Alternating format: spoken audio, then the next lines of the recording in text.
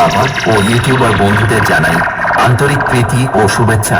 জয়রামবাটি থেকে আপনাদের সেই জনপ্রিয় সাউন্ড, সুর ও ঝংকার সাউন্ড যখন ছোটা ভীম গানটা দিয়ে শুরু করতে চলেছে, তখন তো আপনাদেরকে বক্সের সামনে থেকে সরে দাঁড়াতেই হবে। কারণ সুর ও ঝংকারের সেই ভয়ানক প্রেসার আপনাদের শরীরের পক্ষে যেমন খুবই ক্ষতিকারক, আর সুর ও ঝংকারের সাথে পাঙ্গা নেওয়াটাও খুবই বিপজ্জনক।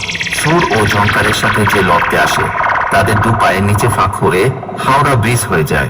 আর সুর ও ঝংকার হলো সেই ভয়ানক বাদশা, যার সামনে কেউ লড়তে আসলে ভিতরের প্লাস বাইরের প্যান্ট দুটোই ভিজে যায়।